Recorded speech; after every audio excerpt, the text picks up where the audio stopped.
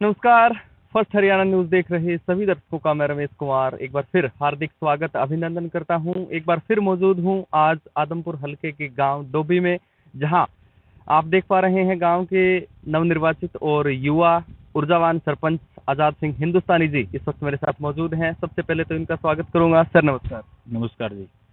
सरपंच साहब, आप चर्चा में पहले भी थे, इससे पहले कि आप सरपंच बने।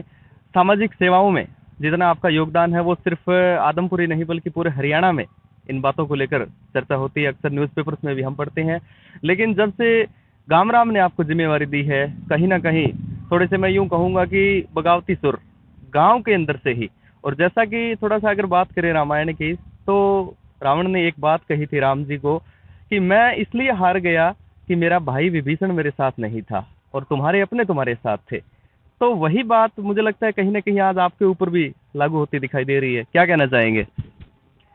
देखिए जी, जो रामायण और जो महाभारत की जो बातें तमाम कही जा रही है, वो बातें उस समय पर आधारित थी। जी लेकिन वो बातें आज हम दूसरे एंगल से देखें तो कहीं ना कहीं कहते हैं ना, गीता के अंदर भी एक बात कही गई है जी कि सत्य की असत्य से जब लड़ाई होती है तो सत्य हमेशा अकेला खड़ा होता है। जी और असत्य के पीछे भीड़ होती है, और वो भीड़ भी किन की होती है? जो उस भीड़ के अंदर जो मूर्ख लोग शामिल होते हैं, जिनको समाज का ज्ञान नहीं होता। जी तो कहीं न कहीं ये इस बात की जो सत्य को सटीक साबित कर रहे हैं, इस तरह का ये इन्होंने जो माहौल बनाया है गाँव के जी अंदर, क्योंकि गाँव के अंदर विकास कार्य के लेकर के गाँव ने बड़ी उम्मीदों के साथ जी और एक बहुत ही अच्छा बहुमत दे करके मेरे को गाँव ने चुना था। जी क्योंकि गाँव ने मेरे पिछले 6 साल के जो सामाजिक कार्य थे, जी उन कार्य को देख कर के, और गाँव के सामने 4 कैंडिडेट थे, जी तो जिसको जो बहुमत मिला वो गाँव ने दिया है, मैं कोई बाहर से तो खरीद के नहीं लाया। जी तो मेरे को गाँव ने दिया बहुमत, तो अब मेरा साथ दें। और साथ में मैं ये कह रहा हूँ भी गलत काम में मत दो। यदि मैं गाँव में या जनहित का कोई भी गलत काम कर रहा हूँ तो बेशक मुझे मेरा साथ मत दो। जी लेकिन जो गाँव में एक 36 बिरादरी सामाजिक भाईचारे की जो जनहित का काम है, जी साझा काम है, उसका साथ दें। लेकिन उसमें भी ये लोग टांग खिंचाई कर रहे हैं। फिलहाल जो मामला गांव में चल रहा है वो थोड़ा सा बता देना चाहूंगा। सरपंच साहब जो है वो गांव की जो बीसी चौपाल है उसके अंदर एक लाइब्रेरी का निर्माण करना चाहते हैं, और उस चौपाल की जो प्रबंधन कमेटी है वो चाहती है कि ये लाइब्रेरी गांव में किसी और जगह पर बने। सरपंच साहब, क्या कारण हो सकता है आपके इस जो प्रस्ताव का है इसका विरोध हो रहा है? ऐसा है जी, हम सरपंच चुने जाते हैं अक्टूबर के अंदर, जी और इसका प्रस्ताव पहले से ही, जिस टाइम सरपंच नहीं थे जी और जो ग्राम पंचायतों की पावर बीडीपीओ डीडीपीओ के अंडर थी, जिनको हम प्रशासक कहेंगे, जी उनके अंडर थी, तो उस टाइम से ये प्रस्ताव पास हुआ था। और हमेशा गवर्नमेंट कोई भी अपना प्रोजेक्ट देती है, जी वो पंचायत की जो ज़मीन होती है वो गवर्नमेंट की ज़मीन होती है, जी वहीं पे देती है, आपके मेरे घर नहीं देती। जी क्यों? क्योंकि वो पर्सनल जगह होती है, और जो गांव की ग्राम पंचायत की ज़मीन होती है वो गवर्नमेंट की ज़मीन होती है। तो इसलिए मैं, जो प्रशासक थे, उन्होंने मेरे गांव के अंदर एक हाईटेक की लाइब्रेरी, जी मैं कल आपकी वीडियो देख रहा था, जी उस वीडियो के अंदर उन्होंने 5-7 लाख रुपए बताए हैं। जी और जबकि मैं कह रहा हूँ 29,13,000 रुपये। मैं शुरू से लेके अब तक मेरे एक भी बयान में ये नहीं है कि मैंने 29,13,000 रुपये से कोई स्टेप आगे पीछे किया हो। जी जो मेरे को मिला वही मैं कह रहा हूँ। जी 29,13,000 रुपये से एक हाईटेक ई लाइब्रेरी बनने के लिए गांव के अंदर आई।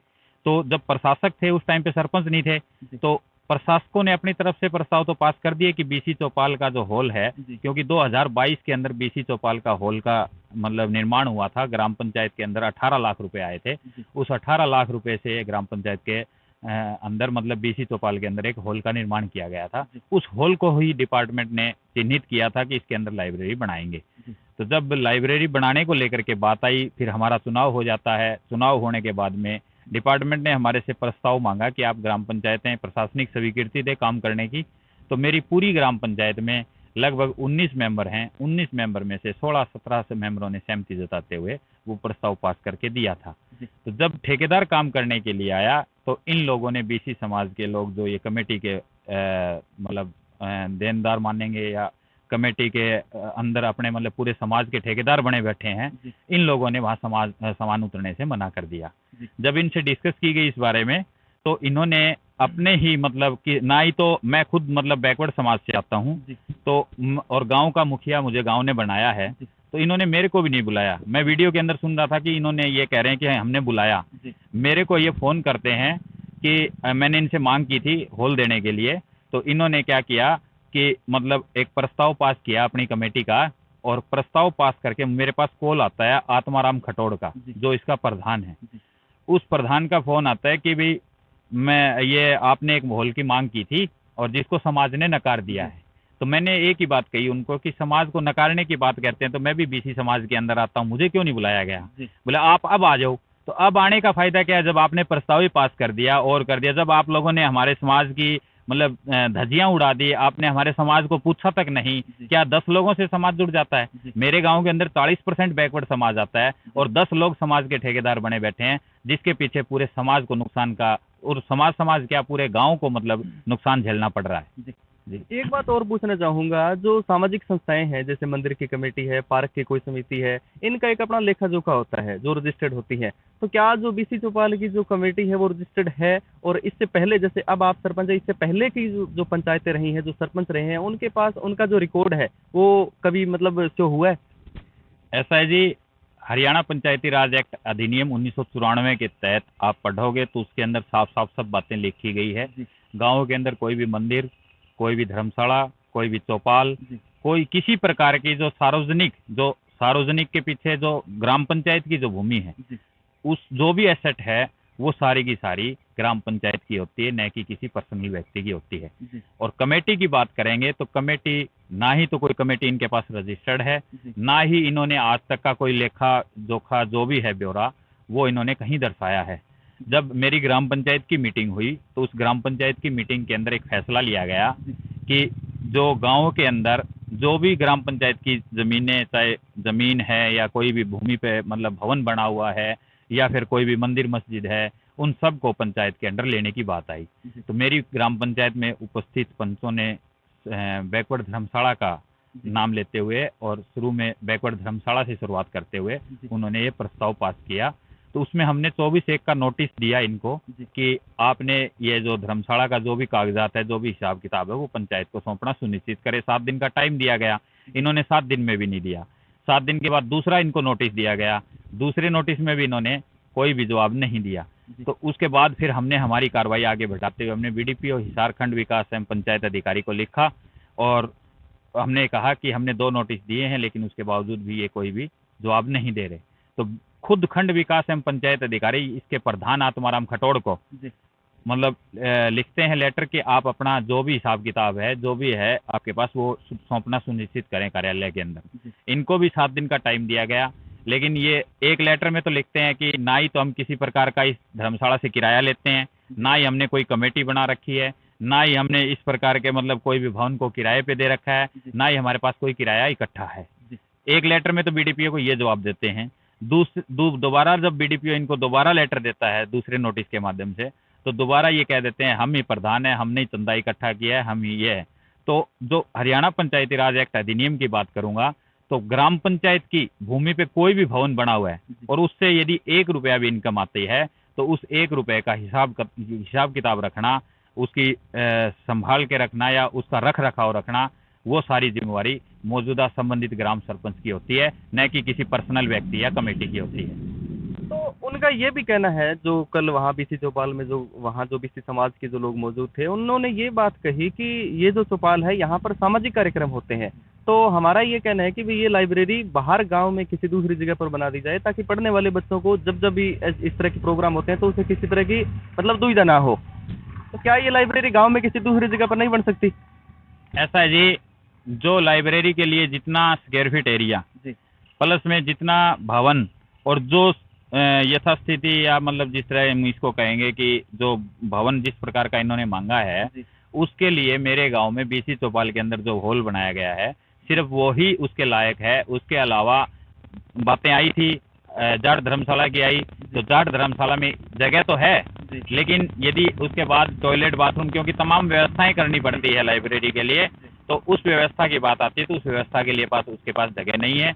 उसके बाद अंबेडकर भवन की बात आई तो अंबेडकर भवन की बिल्डिंग काफ़ी पुरानी हो चुकी है जिसकी छत जर्जर हालात में है। तो ऐसे में हम रिस्क नहीं उठा सकते कि आज हम लाइब्रेरी बनाएं, कल को कोई हादसे का कोई बच्चा शिकार हो। तो इसलिए हमने ये सब तमाम बातों को ध्यान में रखते हुए हमने ग्राम जो बीसी चौपाल है उसको हमने लिया। और मैं ये कल वीडियो देख रहा था, उस वीडियो के अंदर बार बार एक बात आ रही थी कि हमने समाज का चंदा, समाज का चंदा, समाज का चंदा। आपने भी अपना वीडियो चारों तरफ घुमाया था। उस वीडियो के अंदर जो 1996 के अंदर बीसी समाज ने, चौधरी तत्कालीन जो मुख्यमंत्री रहे हैं, उन्होंने मतलब उनसे उन्होंने डिमांड की थी कि बीसी समाज के लिए एक ऐसा भवन बना के दिया जाए जिससे आने वाले समय के अंदर बीसी समाज उसके अंदर एक सार्वजनिक अपना कोई भी सामाजिक काम है वो कर सके। तो तत्कालीन मुख्यमंत्री चौधरी भजनलाल ने 1996 के अंदर नींव रखी, और नींव रखने के बाद में उन्होंने जो भी ग्रांट दी, उस ग्रांट से जो भवन बन करके तैयार हुआ, उसको 2003 में तत्कालीन एडीसी रहे हैं सुभाष चंद्र गोयल, उन्होंने उसका उद्घाटन किया। उसके बाद में 2000 के अंदर 2000 से 2004-5 तक जो सरपंच रहे हैं बिमला देवी, उन्होंने भी ग्राम पंचायत से, मेरे पास आज रिकॉर्ड है, उस रिकॉर्ड के अंदर ऐसे ऐसे प्रस्ताव चढ़े हुए हैं जिससे उसके कभी चारदीवारी निकाली गई, कभी किसी कमरे का निर्माण अधूरा है तो उसको पूरा किया गया। उसके बाद आगे के जो सरपंच रहे हैं, रामधन सरपंच रहे हैं 11, 12, 13 के अंदर 4 लाख एक बार, 5 लाख एक बार, 9 लाख रुपए तब लगे हैं। और अभी एक वीडियो के अंदर मैं सुन रहा था कि समाज के चंदे से हॉल का निर्माण किया गया है। अरे, एक बुजुर्गों की कहावत है कि झूठ बोलते थे तो पहले आदमी मतलब उनको कुछ ना कुछ हो जाता था, और आज तो इनका मतलब इनका जो ईमान है वो इतना गिर चुका है कि ये अपने ईमान पे खड़े नहीं है।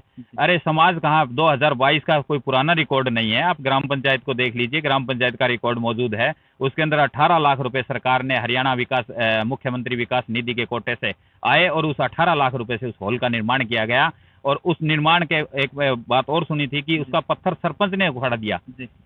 मैं ये कहना चाहूंगा कि उस हॉल का निर्माण तो हो गया, जब उसके उद्घाटन की बात आई तो जो मेरे से पिछली सरपंच थी, मेरे गांव की बेटी बहन किरण कुमारी, उनका इन लोगों की देखिए कितनी सोच गिर चुकी है कि बीसी चौपाल के अंदर यदि भवन बन गया तो एससी कास्ट से ही वो, और उसका नाम हम बोर्ड पे ना लिखें। उन्होंने उसका नाम नहीं लिखा उस बोर्ड के ऊपर, और वो बोर्ड कर्ण सिंह रानोलिया के नाम से उद्घाटन करवाना चाहा। इस बात की भनक जब प्रशासन को लगी तो प्रशासन ने खुद उखड़वाया था, न कि आजाद सिंह ने उखड़वाया था। लेकिन ये सब बातें जो देख रहे हो आप, ये जो मतलब भवन है और है, सारे के सारे मतलब सरकार की ग्रांट से बने हुए हैं, सरकारी अनुदान से बने हुए हैं। और दूसरी बात, पर्सनल अनुदान पंचायत की जगह में कोई भी दे सकता है, आप भी दे सकते हैं, मैं भी दे सकता हूं। ये नहीं है कि हमने वहां अनुदान दे दिया और हम मालिक बन के बैठ जाएं वहां पे। अब बात कहाँ पे, पेच कहाँ पे फंसा हुआ है कि इसके अंदर 9 दुकानें हैं, उसके अंदर 9 कमरे हैं, एक बड़ा हॉल है और पीछे कुछ खाली जगह है। इन सब जगहों को 9 दुकानों की नीलामी ये खुद करते हैं हर साल, और 9 कमरों की नीलामी खुद करते हैं।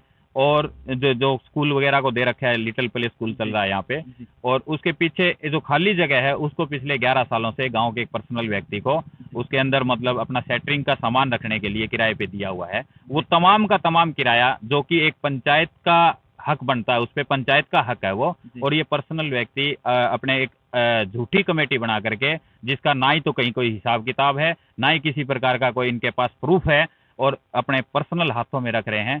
तो जब बात आई है कि पंचायत को ये हिसाब किताब सौंपने की बात करें, तो ये क्या है, कभी तो प्रशासन पे पॉलिटिकल दबाव बनवाते हैं, कभी रणवीर गंगवा का फोन करवाते हैं, कभी मौजूदा विधायक आदमपुर से भव्य बिश्नोई का फोन करवाते हैं। लेकिन मैं उनको गलत नहीं मानूंगा, क्योंकि उन लोगों के सामने इन्होंने क्या बातें रखी, क्योंकि ये पग पग पे झूठ बोल रहे हैं, और झूठ बोलने वाला व्यक्ति ज्यादा लंबा नहीं चल सकता। ये क्या कहते हैं उनके सामने कि गांव का सरपंच बीसी चौपाल के अंदर एक लाइब्रेरी बनाना चाहता है, तो वो बेचारे जब उनके पास जाते हैं, चाहे वो डिप्टी स्पीकर है चाहे विधायक है, उनके पास जाकर के ये अपनी बात रखते हैं कि गांव का सरपंच लाइब्रेरी बना रहा है और हम ये कहते हैं लाइब्रेरी दूसरी जगह बना दो। वो उठा के प्रशासन को फोन कर देते हैं, प्रशासन फिर उस चीज में हमारी सरपंच हमारे को फोन करते हैं कि आप दूसरी जगह इसको स्थापित कर लो, विवाद ना करो। लेकिन उनको ये बातें नहीं बताते कि इनकी 9 दुकानों का किराया, इससे जो भी इनकम आ रही है वो हम पर्सनल अपने पास रख रहे हैं, और जिसका आज तक पंचायत को कोई हिसाब किताब नहीं दिया। 2003 से लेकर के 2020 तक, आज 23 तक, आज 20 साल हो चुके हैं। 20 साल का लेखा जोखा आज इनसे मांग रहे हैं।